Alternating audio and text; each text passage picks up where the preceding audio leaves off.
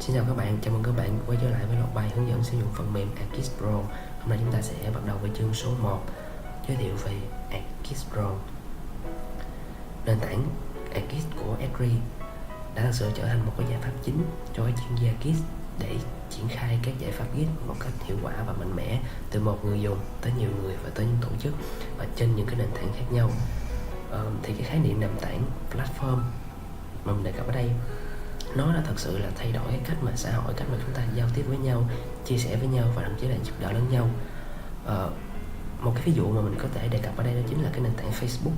Thì Facebook hiện tại nó đã thực sự thay đổi cách mà chúng ta tương tác với nhau này, chúng ta giao tiếp với nhau, chúng ta chia sẻ thông tin với nhau và thậm chí chúng ta hỗ trợ lẫn nhau. Trở lại với Esri, nền tảng ArcGIS bao gồm 3 thành phần. Thứ nhất là portal.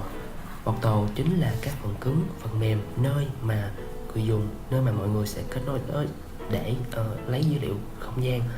Ở đây muốn nói tới là dữ liệu địa lý, dữ liệu GIS, và những dữ liệu đó là họ lấy những dữ liệu họ cần.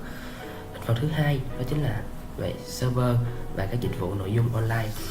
Ở đây muốn đề cập tới các thông tin nội bộ và phần dữ liệu của bên thứ ba tham gia vào nền tảng này. Phần thứ còn lại là phần thứ ba, đó chính là phần client. Client ở đây chính nói đến là người sử dụng. Người sử dụng thì có thể đến từ những cái nền tảng như là sử dụng desktop, sử dụng web hay sử dụng các thiết bị di động để truy xuất phần dữ liệu thuộc portal, để truy xuất phần dữ liệu của portal. Ở đây thì cụ thể hóa với desktop, chúng ta có ArcGIS for Desktop, mà thường thấy mà phổ biến nhất chính là ArcMap. Đối với web chúng ta có ArcGIS Online. Đối với thiết bị di động chúng ta có ArcGIS for Mobile. Và về phía server chúng ta có ArcGIS for Server. Thì trở lại một chút vào thời điểm mà Esri cho ra đời phiên bản ArcGIS for Desktop, ArcGIS for Desktop 10.3, thì thời điểm đó Esri cũng giới thiệu một phần mềm mới, hoàn toàn mới dành cho desktop, được đặt tên là ArcGIS Pro. Đó chính là phần mềm mà chúng ta sẽ tìm hiểu trong cái loạt bài này. ArcGIS Pro thực sự là một sản phẩm dành cho desktop, nó hoàn toàn mới, nó khác so với ArcGIS, các phần khác so với phần mềm ArcGIS for Desktop trước đây, và cụ thể đó chính là ArcMap. ArcGIS Pro thì khác về cả phần chức năng, khác về cách giao diện, khác về cách thức sử dụng client cho phần mềm này. Và còn một điểm khác nữa, đó chính là đối với ArcGIS Pro chúng ta có thể kết hợp việc sử dụng 2D và 3D trong cùng một project, và điều này thì không thể thực hiện với phần mềm ArcGIS for Desktop trước kia. Đối với 2D chúng ta chỉ sử dụng đối với ArcMap, rồi 3D thì chúng ta phải dùng với ArcScene và ArcLoft. Thì hiện nay với ArcGIS Pro chúng ta không cần phải làm như vậy nữa, mọi thứ chúng ta đã kết hợp vào được trong một phần mềm duy nhất và sử dụng trong ba project. Tất cả những điểm mới này chúng ta sẽ cùng khám phá trong cái phần tiếp theo của loạt bài này. Bây giờ chúng ta sẽ tiến hành vào quá trình cài đặt phần mềm, tải và cài đặt phần mềm ArcGIS Pro. Trước khi cài đặt thì chúng ta cần phải kiểm tra xem cái yêu cầu về hệ thống để có thể cài được phần mềm ArcGIS Pro. Các bạn vào Google search ArcGIS Pro System Requirements. Kết quả trả ra chúng ta sẽ có một vài trang web mà sẽ đề cập tới cái requirement về hệ thống để có thể cài đặt phần ArcGIS Pro. Ở đây các bạn chọn ở đây thì mình sẽ vào trực tiếp trang của ArcGIS Pro. Và đây chính là trang yêu cầu về hệ thống để cài đặt phần mềm ArcGIS Pro. Đây là phiên bản 2.2, là phiên bản mới nhất tại thời điểm hiện tại. Các bạn thấy ở đây là hệ điều hành được yêu cầu. Rồi dưới đây là về phần cứng. Thì các bạn so sánh các thông số này với máy tính của mình để xem có đáp ứng được cái yêu cầu này và để chạy được phiên bản phần mềm 2.2 hay không. Thì trong trường hợp nếu như máy tính của bạn chưa đáp ứng được để chạy được phiên bản ArcGIS Pro 2.2, chúng ta có thể sử dụng những phiên bản ArcGIS Pro trước đó. Và tương tự các bạn nhấp vào cái thông số ở đây, thông tin ở đây, thì các bạn có thể tìm tới các phiên bản, cái yêu cầu phần mềm, cái yêu cầu hệ thống cho các phiên bản phần mềm này. Trong quá trình cài ở bước sau thì các bạn phải tìm đúng phiên bản phần mềm mà các bạn đã kiểm tra và thỏa điều kiện về hệ thống để cài.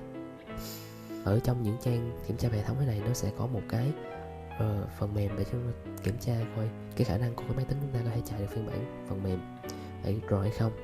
Thì ví dụ như ở đây chúng ta có một cái công cụ để kiểm tra, mình sẽ tải phần mềm này về.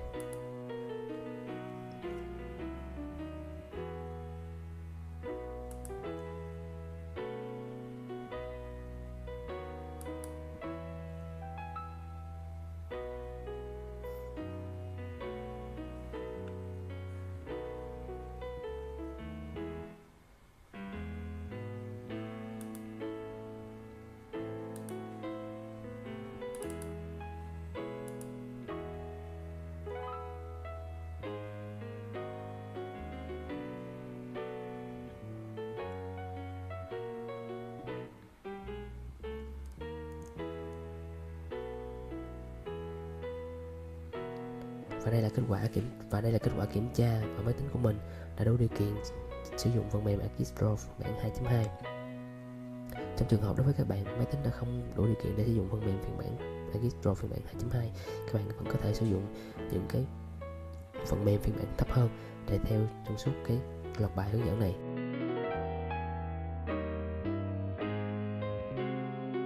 Bây giờ chúng ta sẽ tiến hành tới bước tải phần mềm Artist Pro về máy tính để cài đặt. Đầu tiên các bạn vào tiếp trang xray.com.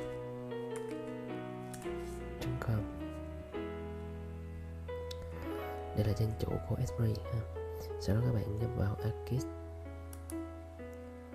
Ở đây các bạn sẽ thấy rằng sẽ có sản phẩm là Artist Pro. Chúng ta nhấp vào Artist Pro. Tại trang chủ của Artist Pro, chúng ta bấm vào Free Trial.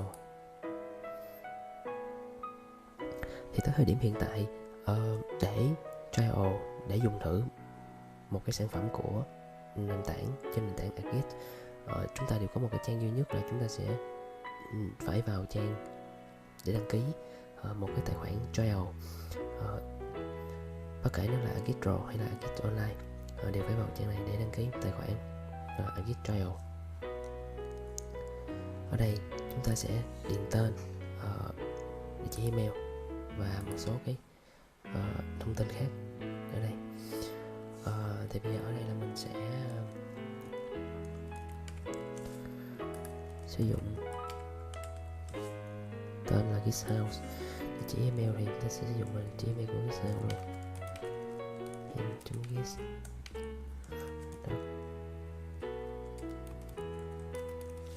Rồi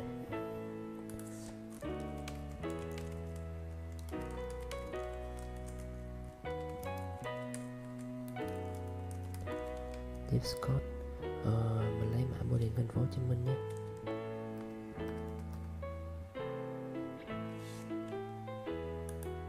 Phone number, company,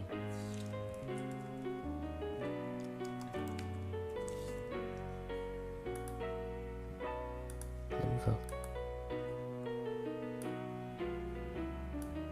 personality, developer,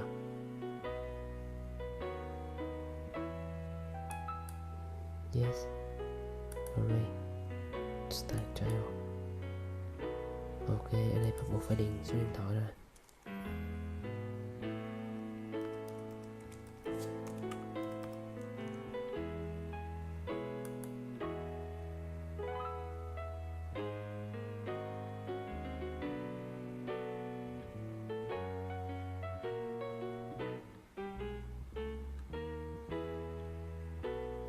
Rồi sau khi đăng ký thì sẽ có một email xác nhận và yêu cầu chúng ta phải kích hoạt cái email xác nhận này lên.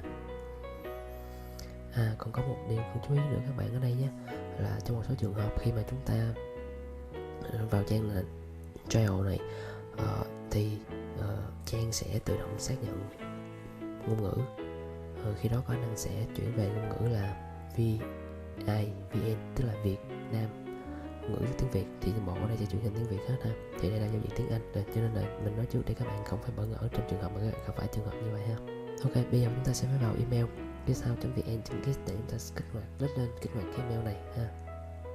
Rồi đây là đường link kích hoạt email, chúng ta nhấp vào đây kích hoạt tài khoản. Và sẵn đây thì các bạn thấy rằng ở đây trong cái email này, ngoài thông tin đường kích hoạt thì ở đây có cung cấp chúng ta một cái Artist Trial Subscription ID, và một số thông tin khác. Được rồi, bây giờ chúng ta sẽ nhấp vào đây.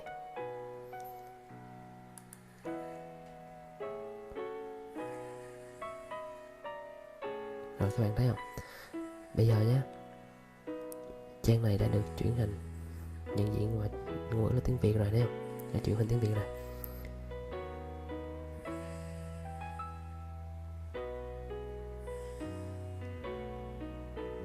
Rồi, phải nhập một số thông tin này nữa.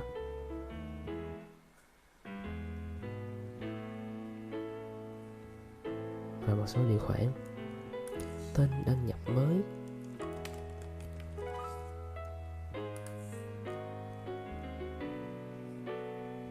Tên đăng nhập này sử dụng.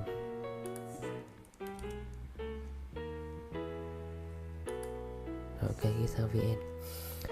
Mật khẩu, mình sẽ điền mật khẩu nha. Xác nhận mật khẩu.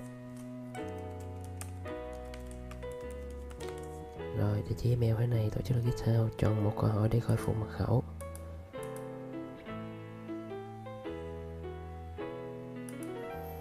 Bạn được sinh ra thành phố nào? Hồ Chí Minh.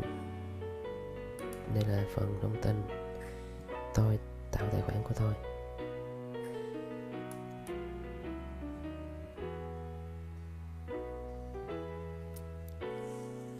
Rồi xong rồi các bạn, chúng ta đã xong rồi. Thiết lập tổ chức của bạn thì ở đây nó có một cái hơi dở, đó là nó chuyển thành tiếng Việt cho nên người ta nhìn sẽ khó. Thì đúng là ở đây thì cái khái niệm tổ chức đây nó chính là cái chữ organization ha. Thì trên tiếng Anh nó sẽ là như vậy, cho bạn giao diện bằng tiếng Anh. Rồi là GitHub.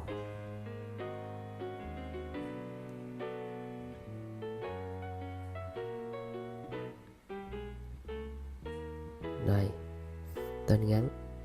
Rồi phải nhập vào nữa nhé. Phải nhập vào. Ở đây là cái tên này sẽ sử dụng link URL để chọn tới đó. Đây, kiểu như thế này ha, sao VN. Rồi, ngôn ngữ. Vui lòng chọn ngôn ngữ để thành viên của bạn chọn ngôn ngữ, xác định loại ngôn ngữ dùng để giao diện cái thành viên. Rồi đây là phần ngôn ngữ ha. Thì mình sẽ không để mặc định như vậy được, mình phải chọn là tiếng Anh ha. Xin lỗi bạn, phải chọn tiếng Anh bởi vì cái video đây mình ngoài việc hướng dẫn cho chúng ta là người Việt á, thì mình còn hướng tới là video này sẽ được xem bởi các bạn ở nước ngoài nữa. Đây, English, định dạng. Rồi không sao. Trong vùng để xác định bản đồ, lưu ý rằng cũng để xác định các bản đồ nền. Ok, mình sẽ để thế giới nhé. Bảo mật, chỉ cho phép truy cập vào tổ chức của bạn thông qua HTTPS. Thiết lập liên kết liên hệ với chúng tôi xuất hiện ở cuối trang, sử dụng URL trang web, hợp lệ hoặc cú pháp liên kết mail to. Liên lạc với chúng tôi. Ok, bây giờ mình sẽ để nhé. ishaovn.gmail.com. Rồi, chương trình nâng cao trải nghiệm, lưu và tiếp tục.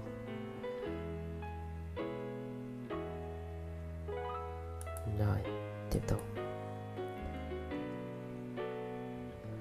Tất cả thông tin này thì nó sẽ được lưu trữ lại và được sử dụng trong một số trường hợp ha.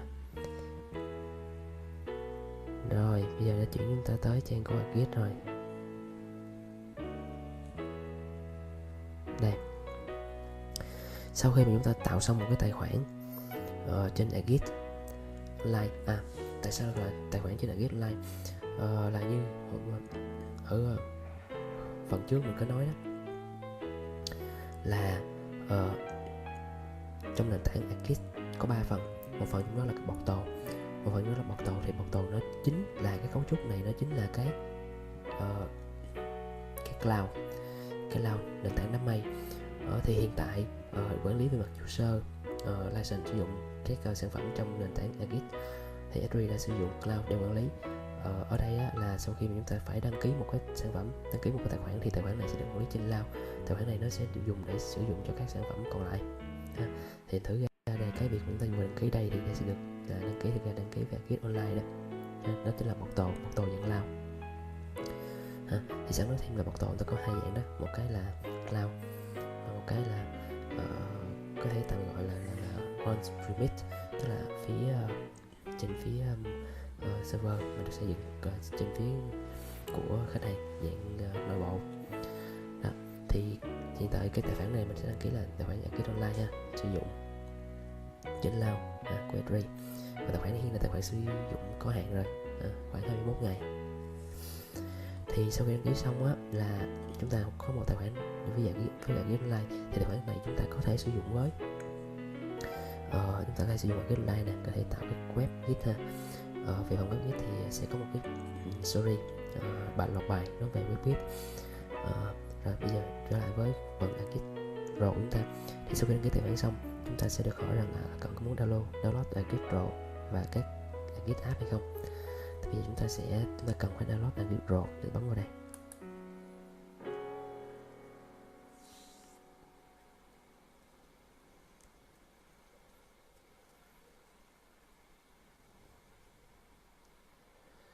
Đây, chúng ta có thông tin của trang download như thế này. Đây là set software, chúng ta có là Git desktop. Đây về phiên desktop đó, chúng ta quan tâm vào desktop thôi nha. Language tiếng lịch rồi. Bây giờ ở Git Pro với new attention này, bây giờ chúng ta sẽ download phần Git Pro. Ở đây có những attention gì đây để mình coi luôn attention nhé. Đây tất cả những attention, không biết có dùng hết hay không. Order download data interrupt. Rồi bây giờ mình sẽ khoan nào để lướt qua một hết này. Đây có rất là nhiều app ha. Với trang trial này chúng ta có rất là nhiều quyền để download các app sử dụng khác nhau. Chúng ta có thể sử dụng Git Online nè, về phía web nè, và phía app này là app này là app trên mobile nè. Các bạn nhớ không, nãy mình nói là nền tảng Git, tức là Git platform á, chúng ta có là hiển nhiên là portal ở giữa là nơi chúng ta truy xuất vào lấy dữ liệu rồi. Phần phía Git server là nơi mà là cái thông tin về mạng nội bộ hoặc là cái dữ liệu bên thứ ba.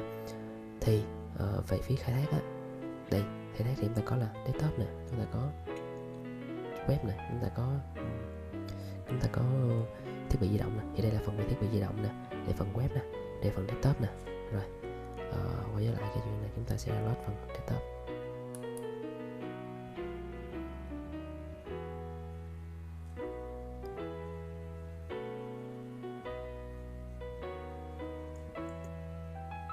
Rồi, được rồi các bạn. Chúng ta đã tải được phần mềm Git Pro phiên bản 2.2 về máy tính. Rồi bây giờ mình cũng muốn nhắc lại một điều này thôi. Như vậy là hồi nãy để tải được phần mềm về, chúng ta vào trang s3.com, sau đó chúng ta nhấp vào tab Git và chúng ta chọn tới Git Pro. Sau đó trang web sẽ đưa chúng ta tới trang đăng ký dùng thử Git Trial, và sau khi đăng ký tài khoản Git Trial ta phải cung cấp một số thông tin để đăng ký với Git Online. Thì trong tương lai sau này có thể S3 lại sẽ thay đổi các giao diện của các website của hãng, nên là có khả năng các bước đăng ký sẽ khác nhau. Và nếu như thời điểm đó các bạn vẫn còn xem video này thì nó sẽ có một số sự khác biệt. Hy vọng các bạn có thể điều chỉnh cho phù hợp với thời điểm hiện tại lúc bây giờ. Rồi bây giờ mình tiếp tục nhé. Bây giờ chúng ta sẽ tiến hành cài đặt Git Pro.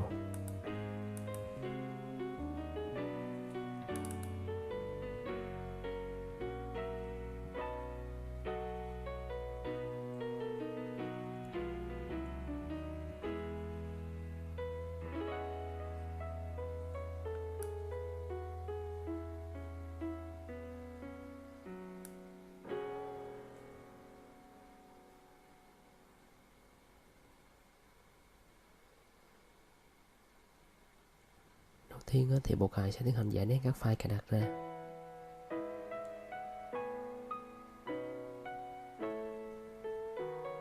Rồi và chúng ta sẽ mở chương trình cài đặt lên.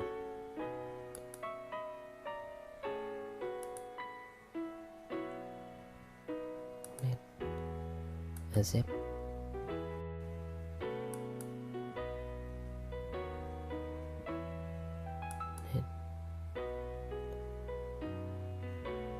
Chúng ta có để mặc định thế này.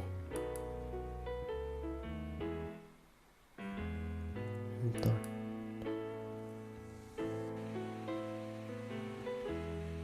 các bạn, như vậy là chúng ta đã cài đặt xong phần mềm Git Pro. Thì Git Pro hỏi là chúng ta có muốn mở luôn phần mềm lên hay không. Thì ở đây thì chúng ta khoan hãy mở luôn.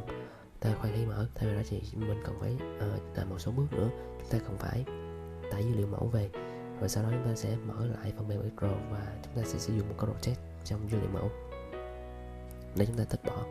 Sau đó chúng ta nhấn finish. Rồi bước tiếp theo thì chúng ta sẽ tiến hành tải dữ liệu mẫu về. Đường link tải dữ liệu mẫu thì các bạn sẽ phải xem ở phần mô tả, mình sẽ để đường link lên đó. Trong trường hợp nếu như đường link bị hỏng thì các bạn sẽ cần phải email tới địa chỉ của nhóm Kids House để bên mình sẽ hỗ trợ các bạn. Thì sau khi mà các bạn tải dữ liệu về, chúng ta sẽ có được một file nén là file.zip. Sau đó các bạn phải giải nén cái file đó ra như thế này. Các bạn sẽ giải nén file zip ra thì các bạn sẽ được một thư mục là intro.agro. Thì ở đây á, là các bạn cần phải đặt nó bên trong một cái thư mục để chúng ta dễ quản lý.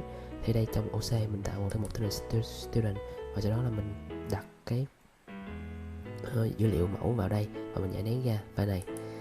Đó. Thì một lát nữa là những cái dự án dữ liệu chúng ta sẽ sử dụng trong trực tiếp trong cái folder này ha. Rồi thì bây giờ chúng ta sẽ tiến hành chúng ta mở lại phần mềm Agist Pro lên.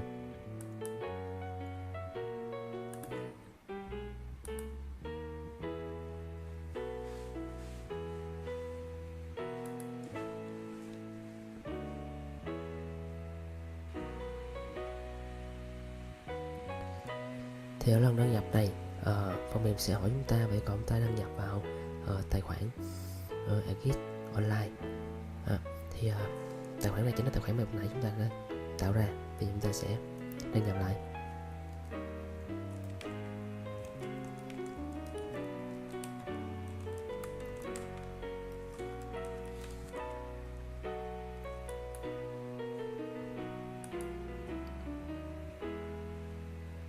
Rồi ở đây á, khi đăng nhập bị lỗi như thế này là có nghĩa là cái tài khoản mà chúng ta đăng ký bên Agist Online á, nó chưa được assign với lại cái name user. Thì chúng ta phải quay vào lại vào Agist Online để chúng ta assign cái name user này, tức là cái Git House VN. Thì bởi vì như đã nói trước đó là các tài khoản sẽ được quản lý trong Agist Online, vì chúng ta phải vào lại Agist Online với cái quyền admin và với cái tài khoản tay mới vừa tạo á, chúng ta sẽ assign lại cho thông thường sẽ có rất nhiều tài khoản và trong tổ chức đó. Thì chúng ta sẽ phải assign các tài khoản này để cho nó các quyền. Đây chúng ta trở lại với lại trang Agist trang Agist Free Trial, và sau đó chúng ta nhấp vào Agist Online. Thì Agist Online đây là chúng ta sẽ vào trực tiếp trang của tổ chức, tức là Organization. Đây là trang mà chúng ta đã tạo ra ở các bước trước. Có nghĩa là chúng ta phải tạo ra các tổ chức. Nhắc lại là mình sẽ phải tạo ra các tổ chức, và trong tổ chức đó mình sẽ có các user, có các user. Mà cụ thể ở đây là trong cái tổ chức mình đã tạo ra thì chúng ta có một cái username duy nhất, đó là githouse.vn, githouse.vn ha.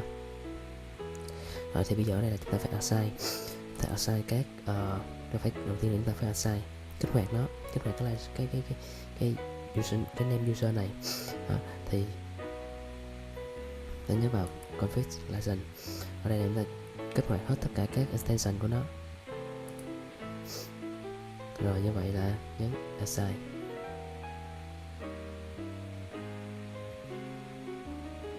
Ok.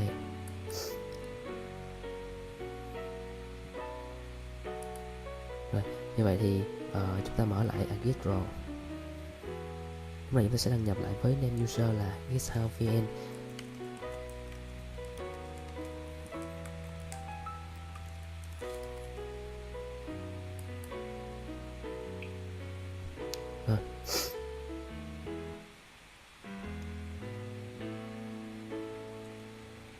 Và như vậy là chúng ta đã vào được phần mềm Agist Pro. Rồi ở bước này thì chúng ta sẽ chọn mở một cái project đã có.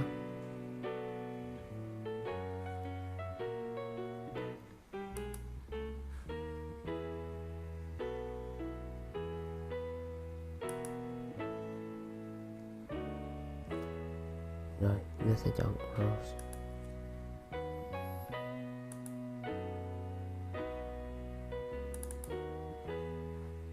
Đây thì dữ liệu chúng ta là student Agistro chapter 1 Agistro chapter 1 và nó trong Agistro. Ok.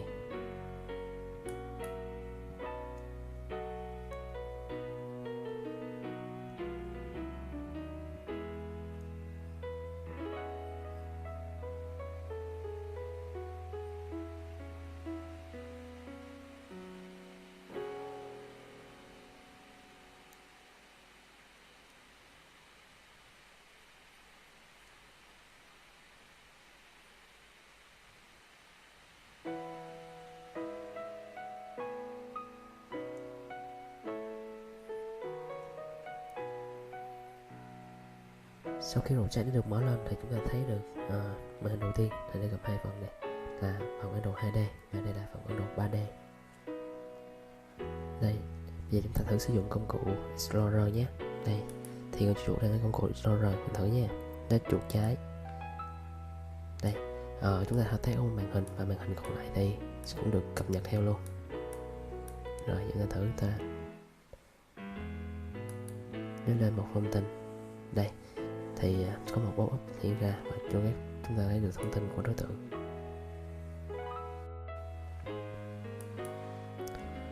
Rồi, ok, thì bây giờ các bạn có thể tìm hiểu thêm, chúng ta có thể vọc thêm ở đây để xem những cái gì. Thì sau khi mà các bạn tìm hiểu sơ lược xong thì chúng ta có thể đóng project lại, và nhớ là chúng ta đừng lưu về project này, chúng ta còn phải sử dụng lần nữa. Rồi, cảm ơn các bạn đã theo dõi video của chương số 1 trong loạt bài hướng dẫn sử dụng Architect-Draw. Thì hẹn gặp lại các bạn trong chương tiếp theo, chương 2. Xin cảm ơn, xin chào tạm biệt các bạn.